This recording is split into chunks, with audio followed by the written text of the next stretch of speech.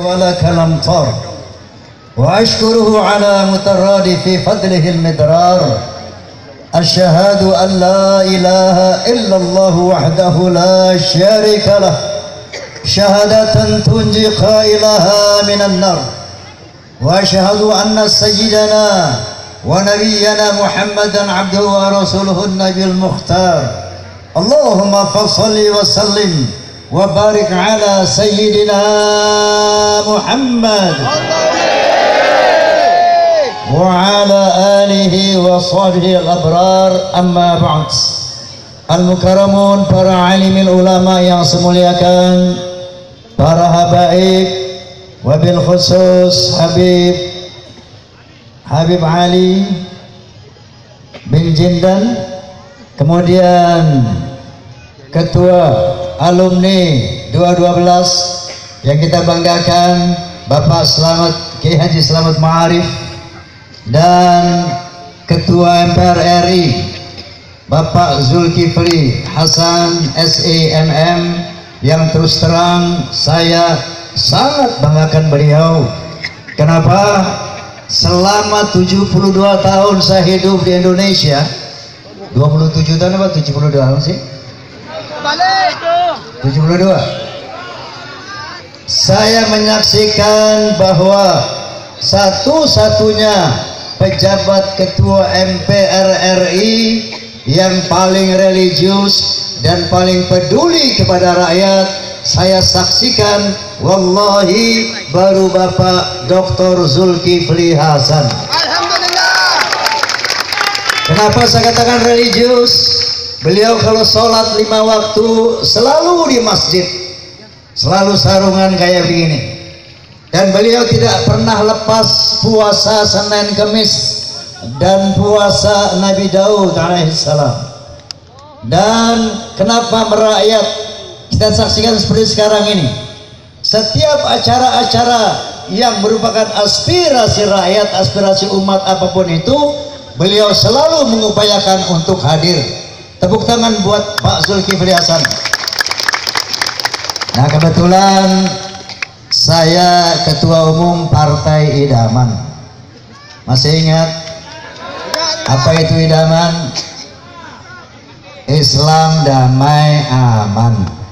Islam damai. Karena kemarin tidak diluluskan, bukan tidak lulus, tidak diluluskan demi untuk bisa ikut berjuang di dalam Pilpres dan Pileg 2019, maka saya bergabung dengan Pak Zulkifli Hasan jadi idaman, bergabung dengan PAN.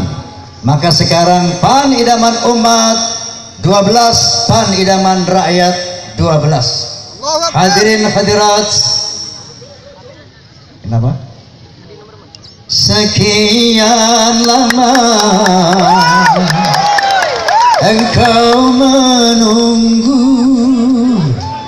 untuk kedatanganku. Kenapa nggih? Bukankah aku telah berjanji kita jumpa di sini, ku datang. Kini ku datang padamu, senyumlah, sambutlah kedatanganku.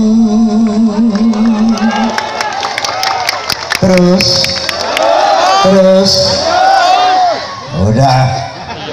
Allahumma sholli ala Muhammad. Allahumma sholli ala Muhammad. Baiklah hadirin dan hadirat, sekarang ini kita merasa sedih, merasa sangat prihatin. Kenapa? Karena internal antara umat Islam pun sekarang ini sudah terkotak-kotak. Kenapa nggih? Bahkan bangsa pun hampir terbelah. Kenapa nggih? Dalam terminologi Islam ada 3 kategori persatuan. Yang pertama adalah persatuan umat Islam yang dengan ukhuwah Islamiyah. Yang kedua, persatuan antar umat sebangsa setanah air yang dikenal dengan ukhuwah wathaniyah.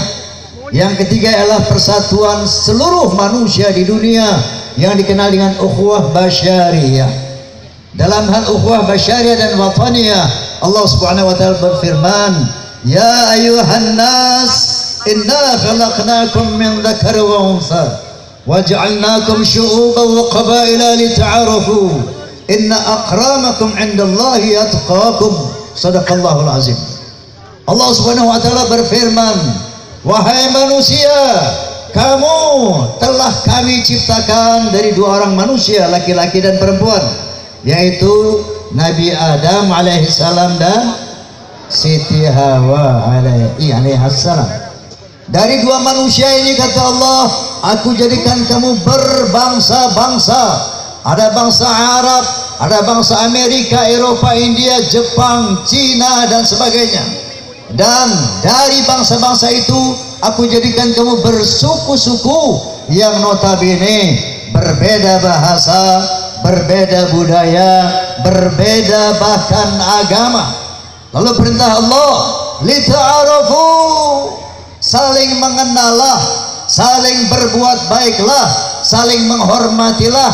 Tapi inna akramakum 'indallah atqakum, ketinggian derajatmu di sisi Allah bukan diukur dari bangsa mana kamu datang, bukan diukur dari seberapa banyak hartamu, bukan diukur dari seberapa tinggi jabatanmu, dari yang paling takwa kepada Allah Subhanahu wa ta'ala.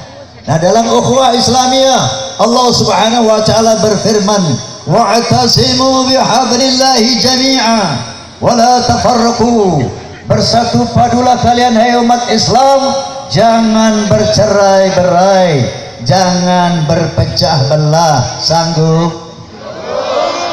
Sanggup? Sanggup. Tapi nyatanya ini ayat ini sering diungkapkan oleh para muballigh, para ulama, wa'tasimu wa'tasimu wa'tasimu. Tapi nyatanya kita masih lebih fanatik terhadap ormas ketimbang kepada perintah Allah Subhanahu wa ta'ala. Kenapa nggih? Fanatisme terhadap ormas Islam itu lebih kita kedepankan, mengecualikan perintah Allah Subhanahu wa ta'ala. Nah, yang namanya ego sektoral seperti ini sudah tidak saatnya lagi dipertahankan. Faham? Faham? Kenapa? Karena izul Islam wal muslimin dengan satu syarat, ukhuwah Islamiyah. Tanpa ukhuwah Islamiyah tidak akan ada izul Islam wal muslimin. Paham? Tidak mungkin NU sendiri bisa menjayakan Islam di Indonesia. Betul? Enggak mungkin Muhammadiyah sendiri bisa menjayakan Islam di Indonesia. Begitu juga Al-Wasliyah, Persi dan lain-lain. Hanya kalau NU, Muhammadiyah, Al-Wasliyah, seluruh ormas Islam bersatu, maka Islam akan menjadi kuat, menjadi jaya, dan bisa mengelola bangsa ini. Setuju? Allahu Akbar. Allahu Akbar. Allahu Akbar. Maka wujudkan ukhuwah Islamiyah, buang itu fanatisme ormas. Mari sejauh rukun Islamnya 5, syahadatnya asyhadu an la ilaha illallah wa sallallahu Muhammadar Rasulullah, salat 5 waktu, puasa bulan Ramadan, zakat 2,5%, berhaji, dan rukun imannya 6, percaya kepada Allah, para malaikatnya, kitab-kitab sucinya, rasul-rasulnya, hari kiamat, kadar baik dan buruk dari Allah Subhanahu wa ta'ala, yang dalam bingkai madzhabul arba'ah, paling tidak minimal madzhabul arba'ah, Maliki, Imam Syafi'i, Imam Hambali, Imam Hanafi, itu semua insya Allah ahlu sunnah wal jamaah. Jumhur ulama menyatakan kulluhum sahih, semuanya benar, kulluhum sahih, semuanya sahih. Ahlu sunnah wal jamaah insya Allah semuanya fil jannah. Amin Allahumma amin Allahumma. Jadi hal-hal yang inprinsipil, hal-hal yang bersifat furu'iyah, ini jangan dikedepankan, ini jangan dipermasalahkan. Itulah warisan penjajah Belanda dulu. Untuk menguasai Indonesia maka digunakan politik divide et impera, politik memecah belah umat. Ditumbuhkanlah fanatisme kelompok, ditumbuhkanlah fanatisme ormas, sehingga umat Islam dari zaman Belanda sudah dipecah belah. Dan saatnya sekarang kita mencairkan itu, mencairkan tembok-tembok pemisah antar umat Islam. Setuju? Setuju. Contoh furu'iyah, kunut enggak kunut, kunut enggak kunut, sah enggak sholatnya? Sah nggak sholatnya? Kunut sah nggak? Banyak pahalanya. Enggak tahlilan dosa apa tidak? Bertahlil banyak pahalanya. Tidak maulid dosa apa tidak? Maulid banyak pahalanya. Jadi hal-hal seperti ini jangan dijadikan tembok pemisah antara kita, karena itu akan melemahkan kita semua umat Islam. Paham? Tuhan kita sama, Nabi kita sama, Quran kita sama, kiblat kita sama. Jangan terlalu mudah mengkafirkan. Setuju? Setuju? Salat kita sama, puasa kita sama, zakat kita sama, haji kita sama. Jangan terlalu mudah membid'ahkan. Kenapa nggih? Baca kunut dan tidak baca, semuanya benar. Berbeda rakaat tarawih, semuanya benar. Kenapa nggih? Usoli dan tidak usoli, semuanya benar. Wiridan dan tidak wiridan, semuanya benar. Yang enggak benar, yang enggak sembahyang. Kenapa nggih? Kenapa nggih? Wahai umat Islam yang terlanjur tersesat jalan. Nah ini umat Islam yang suka mengkafir-kafirkan, yang suka memusyrik-musyrikan, yang tidak bisa bersatu, kembalilah pada jalan yang digariskan Tuhan. Wahai umat Islam, jangan mau diadu domba. Wahai umat Islam, jangan mau dipecah belah. Kita tak bisa maju kalau tidak bersatu. Kita jalan di tempat kalau selalu berdebat. Fikirkanlah.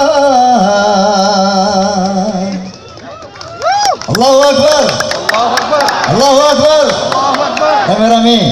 Tuhan kita sama, Nabi kita sama, Quran kita sama, kiblat kita sama. Jangan terlalu mudah mengkafirkan. Rame-rame. Sholat kita sama, puasa kita sama, zakat kita sama, haji kita sama. Jangan terlalu mudah membid'ahkan. Allahumma sholli ala Muhammad. Yang kedua yang ingin saya sampaikan bahwa insya Allah tanggal 17 April kita akan melaksanakan perhelatan nasional yang besar, yaitu pemilihan umum. Paham? Itu azas pemilu adalah luber. Apa itu luber? Langsung, umum, bebas, rahasia, dan jurdil, jujur dan adil. Artinya langsung apa? Tidak bisa diwakilkan.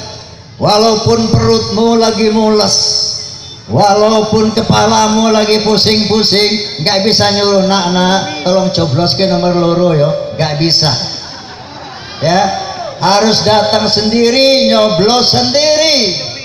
Paham? Nomor berapa? Allahu Akbar. Terus yang namanya umum, semua warga negara Indonesia 17 tahun ke atas berhak, punya hak pilih. Dalam hal ini saya ingin mengingatkan, jangan sampai ada umat Islam, jangan sampai ada orang beriman, jangan sampai ada orang yang baik-baik tidak menggunakan hak pilihnya. Jangan ada umat Islam beriman, orang baik golput. Kalau umat Islam golput, orang beriman golput, orang-orang baik golput, maka DPR RI, DPRD dan sebagainya akan diisi oleh orang-orang yang tidak baik. Takbir. Yang ketiga, bebas. Bebas artinya bertanggung jawab, bukan bebas seenak udelmu dewi, tapi bebas bertanggung. Dalam ini Allah Subhanahu wa taala itu maha demokratis. Allah Subhanahu wa taala maha demokratis. Allah berfirman, la ikraha fid din, qad tabayyana rusdu minal ghayy. Tidak dipaksa dalam beragama, karena telah jelas yang lurus dan yang sesat, jelas yang benar dan yang tidak benar. Faman syaa falyu'min, faman syaa falyakfur. Yang mau beriman silakan, bahkan yang mau kafir silakan. Tapi wa alaysa lil insan illa ma syaa. Manusia akan mendapatkan apa-apa yang diupayakan. Paham? Begitu juga dalam pemilu, bebas tapi bertanggung jawab. Kalau nanti Anda pilih misalnya mencabut TAP MPRS nomor 25 tahun 1966 yang melarang ideologi komunis dan Marxis, itu dicabut sehingga PKI, Partai Komunis, boleh lagi berdiri di Indonesia, maka Anda tanggung jawab. Sebagaimana tadi Pak Zulkifli Hasan yang mengatakan, sekarang ini sudah ada RU dan undang-undang untuk mensahkan LGBT, mensahkan perkawinan sejenis. Kalau ini Anda pilih, Anda bertanggung jawab. Paham? Paham? Dan mereka sudah ada yang berteriak-teriak, kalau kami menang, kami akan cabut itu yang namanya Perda Miras. Artinya apa? Semua bangsa Indonesia boleh minum minuman keras, semua bangsa Indonesia boleh mabuk-mabukan. Kalau Anda pilih, Anda tanggung jawab. Jadi bebas bertanggung jawab. Oleh karena itu, beda pilihan gak perlu bermusuhan, ya. Karena apa? Innallaha yahkumu bainahum fima hum fihi yakhtalifun. Cukup Allah yang akan menghakimi perbedaan kita. Cukup Allah yang akan menghakimi benar dan salah pilihan kita. Enggak usah kita menjadi hakim sendiri. Paham? Paham? Walaupun berbeda, tetap kita rekat ukhuwah Islamiyah. Walaupun berbeda, kita tetap rekat persatuan nasional, rekat pula persatuan antar umat beragama. Ciptakan umat Islam harus menunjukkan bahwa kita rahmatan lil alamin. Umat Islam harus menjadi pelopor untuk terjadinya pemilu yang bermartabat, harus menjadi pelopor untuk terjadinya pemilu yang damai dan aman. Amin Allahumma amin Allahumma. Tuhan kita sama, Nabi kita sama, Quran kita sama, kiblat kita sama. Jangan terlalu mudah mengkafirkan. Allahu Akbar, Allahu Akbar, Allahu Akbar. Wallahu muwafiq ila aqwamit thoriq. Billahi taufiq wal hidayah. Walafu minkum thumma assalamualaikum warahmatullahi wabarakatuh. Lupa tadi Sakera saya sapa ini. Sakera, Masya Allah, jazakumullah khairan katsira. Pembela ulama, penjaga ulama, amin amin. Juga Forsa Fahmi Tamami. Assalamualaikum. nyanyi insya Allah nanti sama sonetanya nanti nih ya.